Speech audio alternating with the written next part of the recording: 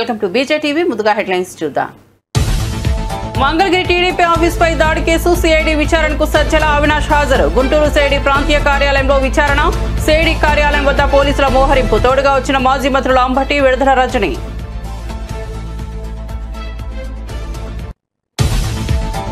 సరిహద్దుల్లో పాక్ కాల్పులు. తెలుగు జవాన్ వీరమరణం. జమ్మూ కాశ్మీర్లో పాకిస్తాన్ జరిపిన కాల్పుల్లో తెలుగు జవాన్ మురళీ నాయక్ మృతి.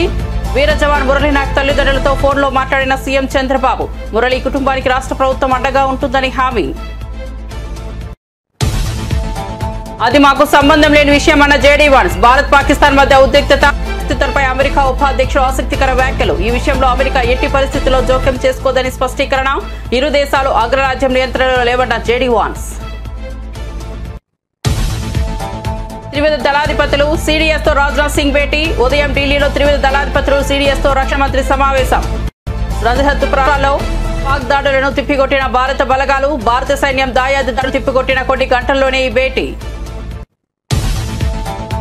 నమ్ముకున్న పాకిస్తాన్ ముంచేసిన చైనా. పేలకుండా తుస్సుమన్న చైనా మిసైల్. పాక్ ప్రయోగించిన చైనా క్షిపణులు విఫలం.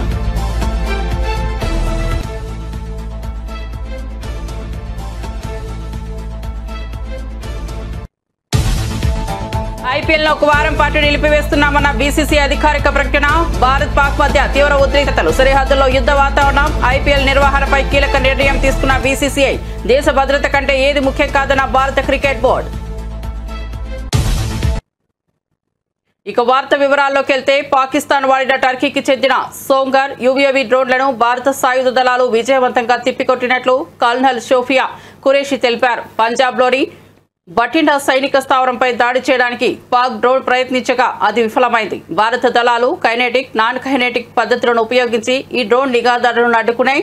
ఇవి నిఘా సేకరణ కోసం పంపిన యుఏవిఎస్ అని గుర్తించిన భారత బలగాలు వాటిని తక్షణమే నిర్వీర్యం చేసినట్లు తెలిపారు.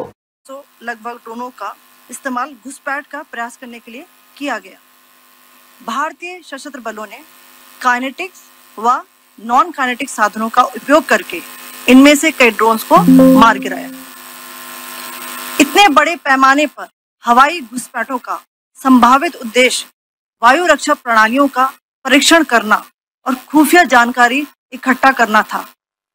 ड्रोन के मलबे की फोरेंसिक जांच की जा रही है।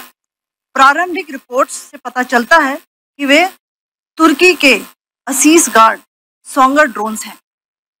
इसके उपरांत रात में पाकिस्तान के एक सशस्त्र यूएवी ने भटिंडा सैन्य स्टेशन को निशाना बनाने की कोशिश भी की, जिसे पकड़ा गया और उसे निष्क्रिय कर दिया गया।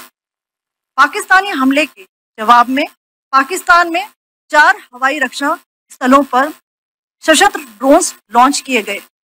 इनमें से एक ड्रोन एडी रडार को नष्ट करने में सक्षम रहा। पाकिस्तान ने जम्मू कश्मीर के तंगधार, उरी, पुंछ, मेंढर, राजौरी, अखनूर और उधमपुर में भारी कैलिबर आर्टिलरी गन और सशस्त्र ड्रोन्स का उपयोग करके नियंत्रण रेखा के पार गोलीबारी भी की, जिसके परिणाम स्वरूप भारतीय सेना के कुछ जवान हताहत हुए और घायल हुए। भारतीय जवाबी कार्रवाई में पाकिस्तानी सेना को भी बड़ा नुकसान पहुंचाया गया। इसके अलावा पाकिस्तान का गैर जिम्मेदाराना व्यवहार फिर से सामने आया। 7 मई 2025 को रात 8:30 बजे एक असफल अकारण ड्रोन और मिसाइल हमला करने के बावजूद पाकिस्तान ने अपना नागरिक हवाई क्षेत्र बंद नहीं किया। पाकिस्तान अपने नागरिक विमानों को ढाल के रूप में इस्तेमाल कर रहा है, जबकि उसे अच्छी तरह से पता है कि भारत पर उसके हमले से हवाई रक्षा की तीव्र प्रतिक्रिया होगी। यह भारत और पाकिस्तान के बीच अंतर्राष्ट्रीय सीमा के पास उड़ान भरने वाले अंतर्राष्ट्रीय उड़ानों सहित नागरिक विमानों के लिए सुरक्षित नहीं है। यहाँ स्क्रीन शॉट में पंजाब सेक्टर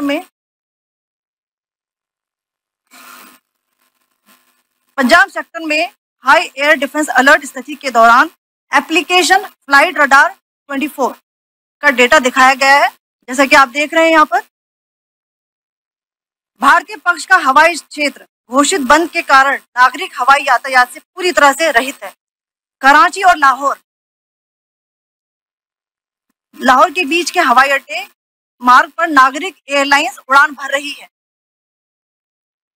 हाई अलर्ट किया गया है विमान फ्लाइनेस एविएशन का एयरबस 320, जैसा कि आप यहाँ देख रहे हैं, जो कि शाम को 5:50 दमम से शुरू। వైసీపీ ప్రభుత్వ హయాంలో మంగళగిరిలోని తెలుగుదేశం పార్టీ కార్యాలయంపై జరిగిన దాడి ఘటనకు సంబంధించిన కేసులో వైసీపీ ప్రధాన కార్యదర్శి సజ్జల రామకృష్ణారెడ్డి విచారణకు హాజరయ్యారు. గుంటూరులోని సిఐడి ప్రాంతీయ కార్యాలయంలో జరిగిన విచారణకు మరో నేత దేవినేని అవినాష్ తో కలిసి హాజరయ్యారు. మంగళగిరిలోని టీడీపీ కేంద్ర కార్యాలయంపై జరిగిన దాడి అప్పట్లో సంచలనమైంది. ఈ ఘటనకు సంబంధించి సజ్జల రామకృష్ణారెడ్డిపై కేసు నమోదైంది. ఈ నేపథ్యంలో సిఐడి అధికారులు జారీ చేసిన నోటీసుల మేరకు గుంటూరులోని సిఐడి ప్రాంతీయ కార్యాలయంలో విచారణకు హాజరయ్యారు. రావడం ఏంది రాక ముందు నుంచే ఎన్నికల కమిషన్ పరిధిలో ఇంకా మేము అధికారంలో ఉండగానే జగన్మోహన్ రెడ్డి గారు వైఎస్ఆర్సీపీ అధికారంలో ఉండగానే ఎన్నికల కమిషన్ పరిధిలోకి వచ్చిందని చెప్పి దాని ద్వారా ఎంత అడ్డగోలుగా వ్యవహరించారో, ఎంత రాజ్యాంగ విరుద్ధంగా రాజ్యాంగాన్ని ఉల్లంఘించి వైలెన్స్ క్రియేట్ చేశారో అందరూ చూసాం. ఇంకా ఆ తర్వాత ఏకంగా పరిపాలనలోకి వచ్చినాక పథకం ప్రకారం ఏ అంటే అది రాసుకోవడం, నువ్వు సంతకం పెడతావో లేదో వచ్చిన వాడికి అక్కడ ఉన్నా ఉండకపోయినా కేసు పెట్టడం, మేజిస్ట్రేట్ దగ్గర తీసుకోవడం, రిమాండ్కి పంపించడం, ఆ తర్వాత ఇంకోటి ఏదో పెట్టడం. దానికేమో ఆ టైంలో ఎవరైతే నిందితుడిగా వీళ్ళు పెడుతున్నారో వాళ్ళు అక్కడ ఉండడం అవసరంలా, లేదా రాయించిన వాడు ఎవడో వాడికి వీడికి పరిచయం కూడా అవసరంలా. కేవలం ఈ నిందితుల మీద చంద్రబాబు గారి దగ్గర మొదలు పెడితే కింద వరకు స్థానిక నాయకుడి వరకు ఎవరికైనా కోపం ఉంటే చాలు, అది వ్యక్తిగతమైన కావచ్చు, ఇంకో రకమైనదా కావచ్చు, పెట్టు కేసు ఎత్తి ముందు లోపల పడేది. వేల మంది అవుతున్నారు. కావలి అప్పుడు ఎమ్మెల్యేగా అప్పుడు ఎప్పుడుదో పాతది కంప్లైంట్, మా హయాంలోనే కంప్లైంట్ ఇచ్చారు టీడీపీ వాళ్ళు ఎవరు, దాన్ని ఇప్పుడు ఓపెన్ చేసి 307 పెట్టి ఆయన మీద ఒక కేసు పెట్టారు. నిన్నటికి రాత్రి ఇప్పుడే ఇంతకుముందే తెలిసింది, కల్తేరు మా పార్టీ ఎంపీటీసీ ఎస్సీ మహిళ తెల్లవారుదామున 3 గంటలకు వెళ్లి ఆమె దుస్తులు మార్చుకుని వస్తాను, నైటీలో ఉన్నానంటే కూడా వినకుండా బలవంతంగా 20-30 మంది వచ్చి అలాగే ఆమె నైటీలో ఉన్న ఆమెను తీసుకెళ్లి మహిళని కూడా చూడకుండా తీసుకెళ్లేసి వేశారు. ఇప్పుడు ఐ థింక్ కోర్టులో పెట్టబోతున్నాం. చట్టం క్లియర్ గా చెప్తోంది, చీకటి పడిన తర్వాత కానీ ఇంకో రకం కానీ మహిళల విషయంలో ఎట్లా వ్యవహరించాలనేది క్లియర్ కట్ ప్రొసీజర్ ఉంది, ఇన్స్ట్రక్షన్స్ ఉన్నాయి, గైడ్ లైన్స్ కూడా కాదు, స్పెసిఫిక్ ఉన్నాయి, సుప్రీంకోర్టు ఆర్డర్స్ ఉన్నాయి. అంటే టెర్రర్ క్రియేట్ చేస్తున్నారు, రాజ్యాంగాన్ని వాడుకొని టెర్రర్ క్రియేట్ చేయడం, వ్యవస్థీకృతమైన టెర్రర్, రాజ్యాంగం వాడుకొని మిస్యూజ్ చేసి టెర్రర్ క్రియేట్ చేయడం. ఇంత పథకం ప్రకారం ఎప్పుడో 70s లో లాటిన్ అమెరికన్ కంట్రీస్ లో వినేవాళ్ళం, నియంతల పాలనలో. అంతకుముందు ఎక్కడ జర్మనీలో అక్కడ చదువుకునే వాళ్ళం. ఇప్పుడు మోడర్న్ ఆధునికంగా తయారైన మన రాజ్యాంగం దీంట్లో కూడా దీన్ని మిస్యూజ్ చేయొచ్చు, ఎంతవరకు వెళ్లొచ్చు అనేది చంద్రబాబు నాయుడు గారు ఆయన ప్రభుత్వం చూపిస్తున్నారు. ఈ కేసు రాత్రి చెప్తారు, అర్ధరాత్రి ఎందుకు పోవాలి, పద్దన పోవచ్చు. నిజంగా నువ్వు కేసు ఉంది అనుకున్నా కూడా అది కూడా జరిగింది, పిల్లలకు సంబంధించింది ఏదో జరిగింది. వీళ్ళు పెట్టిన కేసు తీసుకోలేదు, ఎస్సీ కేసు పెట్టి అటువైపు నుంచి పెట్టిన వాళ్ళ కేసు మాత్రమే తీసుకుని వీళ్ళని అరెస్ట్ చేసి తీసుకెళ్లారు. న్యాయాలు పక్కన పెడితే ఒక మహిళతో ఎట్లా డీల్ చేయాలనేది కూడా చేయలేదంటే వీళ్ళు ఎక్కడికి దిగజారిపోతున్నారు. కేవలం ఒక రౌడీలు ఎట్లా బిహేవ్ చేస్తారో, మేము ఇదిగో దౌర్జన్యం చేస్తామనే విషయం తెలిసి భయపడాలి మీరందరూ అని చెప్పడానికే ఇవన్నీ చేస్తున్నారేమో అని అనిపిస్తుంది. ఆపరేషన్ సింధూర్ తర్వాత భారత్ పాకిస్తాన్ మధ్య ఉద్రిక్త వాతావరణం నెలకొన్న విషయం తెలిసిందే. ఈ ఆపరేషన్ సహించలేని దాయాది పాకిస్తాన్ వక్రబుద్ధితో భారత సరిహద్దు ప్రాంతాలపై క్షిపణి, డ్రోన్ దాడులకు పాల్పడుతోంది. ఈ క్రమంలో జమ్మూ కాశ్మీర్లో పాకిస్తాన్ జరిపిన కాల్పుల్లో తెలుగు జవాన్ వీరమరణం పొందారు. మృతి చెందిన జవాన్ను మురళి నాయక గుర్తించారు. వీర జవాన్ది ఏపీలోని సత్యసాయి జిల్లా గోరంట్ల మండల పరిధిలోని కల్లితండ. గురువారం రాత్రి సరిహద్దు వెంబడి పాక్ కాల్పులు జరపగా మన సైన్యం కూడా దీటుగానే బదులిచ్చింది. ఈ ఎదురు కాల్పుల్లో మురళి నాయక్ చనిపోయినట్లు సమాచారం. శనివారం స్వగ్రామానికి వీర జవాన్ పార్థివ దేహం రానున్నట్లు తెలుస్తోంది. భారత్ పాకిస్తాన్ మధ్య ఉద్రిక్తత పరిస్థితులపై అమెరికా ఉపాధ్యక్షుడు జేడీ వాన్స్ ఆసక్తికర వ్యాఖ్యలు చేశారు. అది తమకు సంబంధం లేని విషయమని అన్నారు. అందులో అమెరికా ఎట్టి పరిస్థితుల్లో జోక్యం చేసుకోదని స్పష్టం చేశారు. దాయాది దేశాల మధ్య వివాదం తమకు సంబంధించినది కాదని, ఇరు దేశాలు అగ్రరాజ్యం నియంత్రణలో లేవని వాన్స్ పేర్కొన్నారు. అమెరికా ఉపాధ్యక్షుడు శుక్రవారం ఫాక్స్ న్యూస్ తో మాట్లాడుతూ భారత్ పాక్ మధ్య నెలకొన్న వివాదం సాధ్యమైనంత త్వరగా సమసిపోవాలని అమెరికా కోరుకుంటోందన్నారు. అయితే ఈ దేశాలను తాము నియంత్రించలేవని, ప్రాథమికంగా భారత్ కు పాక్ తో విభేదాలు ఉన్నాయని తెలిపారు. ఈ విషయంలో యుఎస్ చేయగలిగేది ఏమిటంటే ఈ ఘర్షణను కొంచెం తగ్గించమని ఇరు దేశాలను కోరడం మాత్రమేనని ఆయన చెప్పుకొచ్చారు. రక్షణ మంత్రి రాజ్నాథ్ సింగ్ త్రివిధ దళాధిపతులు సిడిఎస్ తో సమావేశమయ్యారు. సరిహద్దు రాష్ట్రాల్లో దాయాది పాక్ దాడులను భారత బలగాలు తిప్పికొట్టిన నేపథ్యంలో న్యూఢిల్లీ ఈ ఉదయం కీలక భేటీ మొదలైంది. రాజస్థాన్, గుజరాత్ పై పాకిస్తాన్ డ్రోన్లు, మిసైల్ దాడులను భారత సైన్యం తిప్పికొట్టిన కొన్ని గంటల్లోనే ఈ సమావేశం జరగడం గమనార్హం. పహల్గామ్ ఉగ్రదాడికి ప్రతీకారంగా భారత సైన్యం ఆపరేషన్ సింధు నిర్వహించింది. ఈ ఆపరేషన్ ద్వారా పీఓకే పాకిస్తాన్లలో ఉగ్రవాద స్థావరాలపై క్షిపణి దాడులు నిర్వహించింది. 9 ప్రాంతాల్లో భారత బలగాలు చేపట్టిన ఈ దాడుల్లో సుమారు 100 మంది వరకు ఉగ్రవాదులు మృతి చెందారు. ప్రస్తుతం ఈ ఆపరేషన్ కొనసాగుతున్నట్లు గురువారం అఖిలపక్ష సమావేశంలో రక్షణ మంత్రి వెల్లడించారు. భారత్, పాకిస్తాన్ మధ్య ఉద్రిక్తతలు కొనసాగుతున్న వేళ ఆపరేషన్ సింధు సమయంలో పాకిస్తాన్ సైన్యం చైనా నుంచి సేకరించిన ఆయుధ వ్యవస్థలు దారుణంగా విఫలమైనట్టు తెలుస్తోంది. భారత దాడులను ఎదుర్కోవడంలో ఈ ఆయుధాలు నిష్ఫలమవడమే కాకుండా కొన్ని పేలకుండానే కింద పడిపోయిన ఘటనలు వెలుగు చూశాయి. ఈ పరిణామాలతో చైనా ఆయుధాల నాణ్యతపై తీవ్ర సందేహాలు వ్యక్తమవుతున్నాయి. పంజాబ్లోని హోషియాపూర్లో పాకిస్తాన్ ప్రయోగించిన Chinese PL-15 long range air క్షిపణి పేలకుండా పడి ఉండటాన్ని భారత బలగాలు గుర్తించాయి. మరోవైపు లాహోర్లోని పాకిస్తాన్ వైమానిక స్థావరంలో ఏర్పాటు చేసిన చైనా నిర్మిత HQ-9B ఎయిర్ డిఫెన్స్ వ్యవస్థను భారత దళాలు ధ్వంసం చేశాయి. భారత డ్రోన్ దూసుకున్న ఈ ఎయిర్ డిఫెన్స్ సిస్టమ్ ఏమీ చేయలేకపోయింది.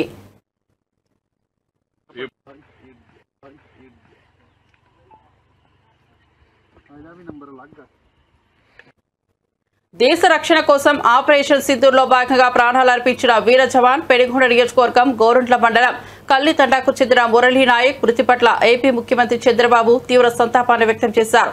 ఈ మేరకు ఆయన మురళీ నాయక్ ఆత్మకు శాంతి చేకూరాలని ప్రార్థిస్తూ శ్రద్ధాంజలి ఘటించారు. ముఖ్యమంత్రి చంద్రబాబు అమర జవాన్ మురళీ నాయక్ తల్లిదండ్రులు శ్రీమతి జ్యోతిబాయి, శ్రీరామ్ నాయక్తో కలిసి ఫోన్లో మాట్లాడారు. పుత్రశోకంలో బాధపడుతున్న వారిని ఆయన ఓదార్చారు. అతి చిన్న వయసులోనే కేవలం 25 ఏళ్లకే దేశం కోసం మురళీ నాయక్ తన ప్రాణాలను త్యాగం చేశాడని పేర్కొన్నారు. అందులో చేరిన వ్యక్తుల్లో మన తెలుగు బిడ్డ మురళీ నాయక్ ఈ జిల్లా వాసి. ఆ మురళీ నాయక్ ప్రాణాలు కోల్పోవడం చాలా బాధేస్తుంది. ఈరోజు మీరు చూసినప్పుడు జమ్మూ కాశ్మీర్ సరిహద్దుల్లో పాకిస్తాన్ జరిపిన కాల్పుల్లో మన ఉమ్మడి జిల్లాకు సంబంధించిన వ్యక్తి నిన్న చనిపోయారు. గోరంట్ల మండలం కల్లి తండాకు చెందినటువంటి మురళీ నాయక్ వీర మరణం, దేశం కోసం చనిపోయారు. బాధేస్తుంది. వాళ్ళ తల్లిదండ్రులతో ఇప్పుడే నేను మాట్లాడాను. తల్లి వచ్చి జ్యోతిబాయ్, తండ్రి వచ్చి రామ్ నాయక్. వారికి నా ప్రగాఢ సానుభూతి తెలియజేస్తున్నా. ఈ రాష్ట్రం, ప్రభుత్వం, సమాజం మీకు అండగా ఉంటామని ఈ సభా సమావేశంలో హామీ ఇస్తున్నానని చెప్పి కూడా నేను మీకు తెలియజేసుకుంటున్నాను. 2 సంవత్సరాలు ఆర్మీలో ఉన్నాడు. ఎనలేని సేవలు అందించాడు. ప్రజాస్వామ్యంలో ప్రపంచంలో ఎక్కడ కూడా హింసకు తావు లేదు. అందరూ కూడా ప్రగతిలో పోటీ పడవలసిన అవసరం ఉంది. దేశాన్ని అభివృద్ధి చేసుకుని ప్రజలకు మెరుగైన జీవన ప్రమాణాలు అందజేయాల్సిన విషయం ఉండాలి. కానీ ఎక్కడికక్కడ కవ్వింపు చర్యలు చేయడం, లేనిపోని సమస్యలు క్రియేట్ చేయడం చాలా బాధేస్తుంది. అయితే ఇలాంటి జరిగినప్పుడు మనం అందరం కూడా అండగా ఉండాలి. దేశభక్తితో ముందుకు పోవాల్సిన అవసరం ఉంది. మన రాష్ట్రంలో ఉండే అన్ని ప్రాంతాలు కూడా అప్రమత్తంగా ఉండాలి. దేశం చేసే పోరాటానికి ప్రతి ఒక్క వ్యక్తి సంఘీభావాన్ని తెలియజేయాలి. అండగా ఉంటామని నినదించి చెప్పాల్సిన అవసరం ఉందని చెప్పి కూడా నేను మీకు తెలియజేస్తున్నాను. భారత్ మాతాకి, భారత్ మాతాకి, భారత్ మాతాకి. అదే సమయంలో ఎవరైతే చనిపోయారో, వీర మరణం పొందారో వారి కోసం 2 నిమిషాలు మురళీ నాయక్ ఆత్మకు శాంతి కలగాలని కుటుంబ సభ్యులకు ప్రగాఢ సానుభూతి తెలియజేసుకుంటూ, ప్రస్తుతం జరుగుతున్న టాటా IPL 2025ను తక్షణమే వారం రోజుల పాటు నిలిపివేస్తున్నట్లు భారత క్రికెట్ కంట్రోల్ బోర్డు అధికారిక ప్రకటన చేసింది. ఇటీవలి ఉగ్రదాడి, పాకిస్తాన్ సాయుధ బలగాల దుండగులకు చర్యలు, సరిహద్దు ఉద్రిక్తతల నేపథ్యంలో దేశ భద్రతకు అత్యంత ప్రాధాన్యతనిస్తూ ఈ నిర్ణయం తీసుకున్నట్లు తెలిపింది. ఈ మేరకు BCCI ఒక ప్రకటన విడుదల చేసింది. IPL పాలక మండలి అన్ని కీలక భాగస్వాములతో సంప్రదింపులు జరిపిన తరువాత ఈ నిర్ణయానికి వచ్చినట్లు BCCI గౌరవ కార్యదర్శి దేవజిత్ సైకియా విడుదల చేసిన ప్రకటనలో పేర్కొన్నారు. చాలా ఫ్రాంచైజీస్ తమ ఆటగాళ్ల ఆందోళనలు, మనోభావాలను తెలియజేశాయని, అలాగే ప్రసాదదారులు ప్రసారదారులు, స్పానర్లు, అభిమానుల అభిప్రాయాలను కూడా పరిగణలోనికి తీసుకున్నామని వివరించారు. పరిస్థితిని సమగ్రంగా అంచనా వేసిన తర్వాత సంబంధిత అధికారులు, భాగస్వాములతో చర్చించి టోర్నమెంట్ కొత్త షెడ్యూల్, వేదికల వివరాలను త్వరగా ప్రకటిస్తామని వెల్లడించారు. निर्णय लिया है कि आईपीएल को अभी फिलहाल 1 सप्ताह के लिए स्थगित किया गया है। उसके बाद जो स्थिति है उसका जायजा लेके सरकार से विचार विमर्श करके जो हमारे स्टेक होल्डर्स हैं, फ्रेंचाइजी और ब्रॉडकास्टर, इन सबसे बात करके नए शेड्यूल की घोषणा की जाएगी। मौजूदा परिस्थिति में हमने ये तय किया है कि अभी जो स्थिति है उसको देखते हुए इसको जो है निलंबित कर दिया जाए। उसी दृष्टि से इसको निलंबित किया गया है। और जहाँ तक सुरक्षा की बात है तो हमें भारतीय सेना पे गर्व है और बीसीसीआई पूरी तरह से दृढ़ता के साथ सरकार और सेना के साथ खड़ी हुई है और हमारा पूर्ण समर्थन है उनको। और जिस तरह से हमारी सेनाओं ने जो वीरता का परिचय दिया है, जिस तरह से हमारी सेनाओं ने मुकाबला करके परास्त लोगों को किया है, तो हम पूरी तरह से उसका समर्थन करते हैं और उसके साथ हैं। जहाँ तक नई डेट्स उन सबका सवाल है तो हम कंसल्ट करेंगे सबसे और नई डेट्स की घोषणा उस दृष्टि से करेंगे। हम धन्यवाद करना चाहते हैं हमारे ब्रॉडकास्टर का, जियो टीवी का, और दूसरा जो है ये टाटा आईपीएल, जो टाटा स्पॉन्सर है, और बाकी से हमारे जो फैंस हैं सबका, कि उन्होंने जो है ऐसे मौके पे इस मामले में अपना हमारा साथ दिया, क्योंकि फ्रेंचाइजी वगैरह ने भी तमाम चिंताएं प्रकट की थी खिलाड़ियों को लेके, तो इन सबको ध्यान में रख के निर्णय लिया गया है। सर, रीशेड्यूल होगा, रीवर्क होगा, वेन्यू क्या इंडिया ही रहने वाला है कि एक अलग जोन, या ऐसी पॉसिबिलिटीज भी है कि बीसीसीआई एक्सप्लोर करेगा आईपीएल को देश से बाहर ले जाने के लिए? नहीं, देखिए अभी ऐसा कुछ था नहीं। नया शेड्यूल जो बीसीसीआई के सेक्रेटरी मिस्टर सैकिया ने प्रेस नोट जारी किया है, उसमें स्पष्ट है कि जो नया शेड्यूल बनाया जाएगा उसमें सारा विचार विमर्श करके ही जो है नया शेड्यूल बनाया जाएगा। जो स्टेक होल्डर्स हैं उन सबसे बात करके उस दृष्टि से जो है नए शेड्यूल की घोषणा की जाएगी और निश्चित रूप से नया शेड्यूल आएगा, लेकिन उस समय परिस्थितियों आकलन करके हम निर्णय लेंगे। सर, अगर क्योंकि आपको नया शेड्यूल बनाना पड़ेगा तो विंडो हम कहाँ देख रहे हैं, क्योंकि हमारे इंडिया के लगातार बैक टू बैक मैचेस है, इंडिया को इंग्लैंड जाना है। नहीं, विंडो तो हमने कर लेंगे, विंडो की कोई समस्या नहीं है, क्योंकि जितने और बोर्ड हैं वो पूरी तरह से सहयोग करते हैं हमारे साथ।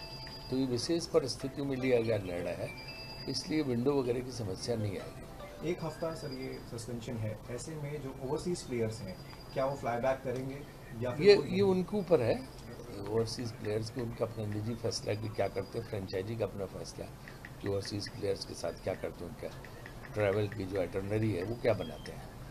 सर, आगामी अगस्त में भी बांग्लादेश में इंडियन क्रिकेट टीम को जाना है, एशिया कप है, उसको लेकर भी कुछ नहीं भाई, आगे की कोई प्रोग्राम की घोषणा नहीं है, और वो जब होगी तो हिसाब से आपको अवगत करा दिया जाएगा। सर, प्लेयर्स रुकेंगे या प्लेयर्स को जाने का बोलेंगे? नहीं, ये फ्रेंचाइजी पर निर्भर करता है, और प्लेयर्स इंडिविजुअली क्या डिसाइड करते हैं ये फ्रेंचाइजी और प्लेयर्स के बीच की बात है। చంద్రబాబు నాయుడు నేతృత్వంలోని కూటమి ప్రభుత్వం వైసీపీ నాయకులు, కార్యకర్తలను లక్ష్యంగా చేసుకుని వేధింపులకు పాల్పడుతోందని ఆ పార్టీ నేత రవీంద్రనాథ్ రెడ్డి మండిపడ్డారు. ఎన్నికల సమయంలో ఇచ్చిన ఏ ఒక్క హామీని కూడా ఈ ప్రభుత్వం నెరవేర్చలేదని విమర్శించారు. కూటమి ప్రభుత్వంలో స్కీమ్లు లేవని, ఉన్నవన్నీ స్కామ్లేనని అన్నారు. రాష్ట్ర ప్రభుత్వం ఇప్పటికే 1.70 లక్షల కోట్ల అప్పు చేసిందని, అయితే ఆ నిధులతో ఎటువంటి అభివృద్ధి కార్యక్రమాలు చేపట్టలేదని మండిపడ్డారు.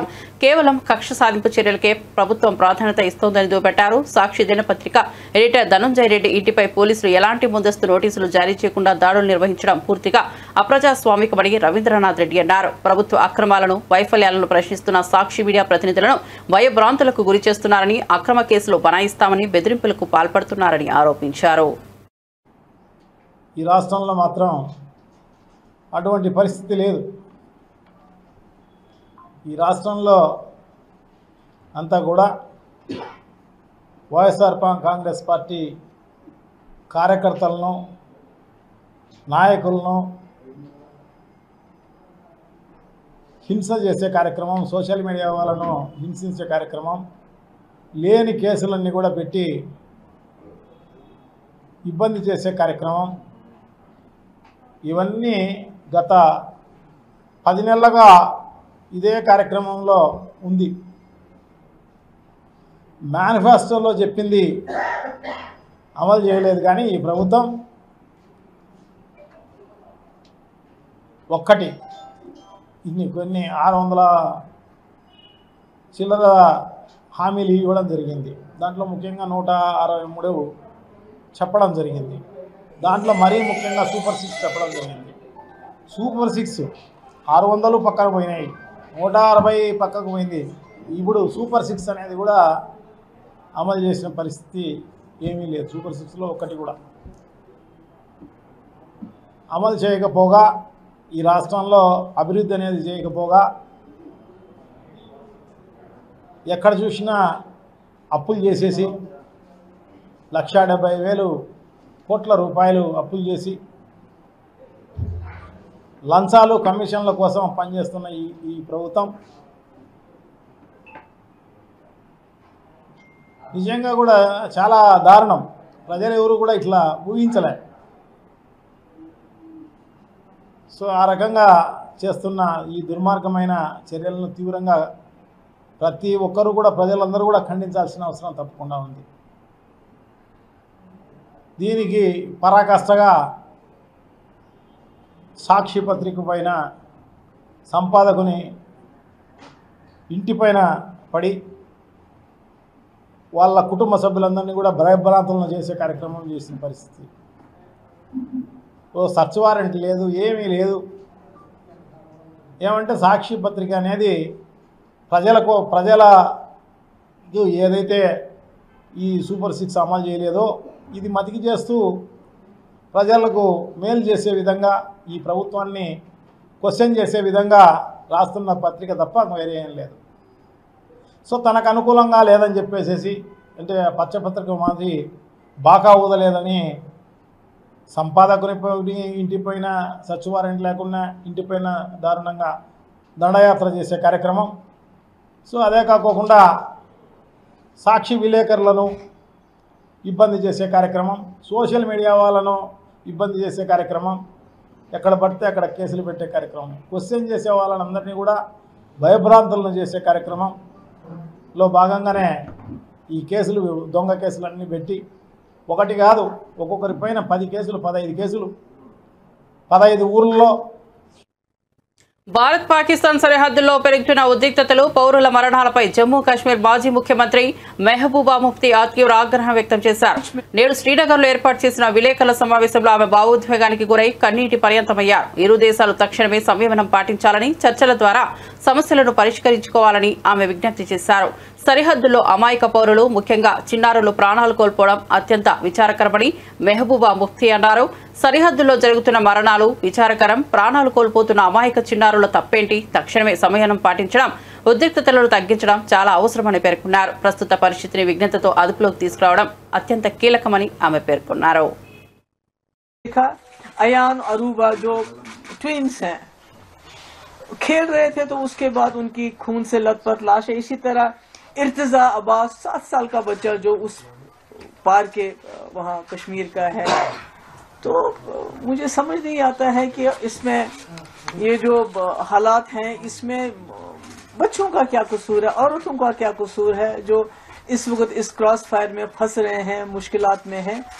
तो पुलवामा हो या पहलगाम हो, ये दोनों ऐसे हादसे हैं जिन्होंने हमें याद दिलाता है कि इसने 2 मुल्कों को तबाही के दहाने पे लाया, यानी कि इस पूरे रीजन को कैटास्ट्रॉफी के दहाने पे लाया. और अगर खुदा ना खास्ता ये आगे चलता है तो पूरी दुनिया में बर्बादी होने का खतरा है.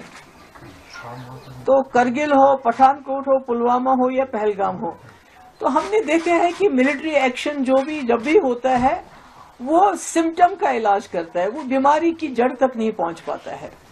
तो इसलिए उससे कोई हमें ना तो हल मिल जाता है और ना ही कोई उससे अमन जो हमेशा कायम रहे वो मिल जाता है. तो ऐसे में मैं समझती हूँ कि जो हमारा मुल्क है वो पूरी दुनिया में एक बहुत बड़ी फोर्स बन के उभर रहा है इस वक्त. और इसी तरह पाकिस्तान के अंदरूनी हालात भी अच्छे नहीं है, वो हम सब जानते हैं. तो ऐसे में दोनों मुल्कों का कोशिश ये होनी चाहिए कि हम आपस में जो है पॉलिटिकल इंटरवेंशन होना चाहिए। मिलिट्री इंटरवेंशन से कुछ हासिल नहीं होगा। हम देख रहे हैं पुलवामा के बाद भी एक इसी तरह से बालाकोट हो गया, तो उसके बाद क्या हुआ? आज पहलगाम हुआ, तो इसके बाद ये जो हो गया आर पार जो इस वक्त हो रहा है। బులెటిన్ ముగించే ముందు హెడ్లైన్స్ మరోసారి చూద్దాం. మంగళగిరి టీడీపీ ఆఫీస్పై దాడి కేసు సిఐడి విచారణకు సజ్జల అవినాష్ హాజరు. గుంటూరు సిఐడి ప్రాంతీయ కార్యాలయంలో విచారణ. సిఐడి కార్యాలయం వద్ద పోలీసుల మోహరింపు. తోడుగా వచ్చిన మాజీ మంత్రులు అంబటి, విడుదల రజని.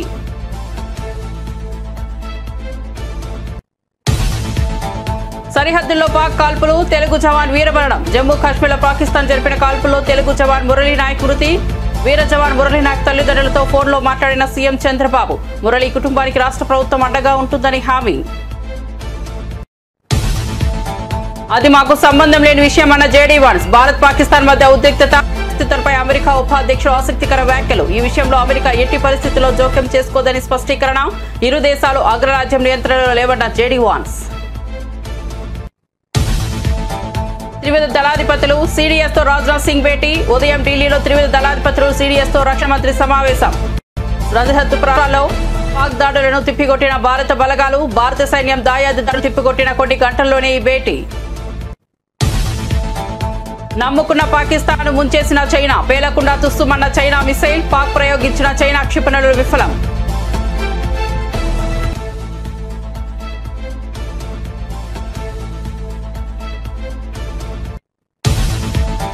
ఐపీఎల్ ను ఒక వారం పాటు నిలిపివేస్తున్నామన్న బీసీసీ అధికారిక ప్రకటన. భారత్ పాక్ మధ్య తీవ్ర ఉద్రిక్తతలు. సరిహద్దుల్లో యుద్ధ వాతావరణం. ఐపీఎల్ నిర్వహణపై కీలక నిర్ణయం తీసుకున్న బీసీసీఐ. దేశ భద్రత కంటే ఏది ముఖ్యం కాదన్న భారత క్రికెట్ బోర్డు. మరిన్ని అప్డేట్స్ కోసం చూస్తూనే ఉండండి బీజే టీవీ.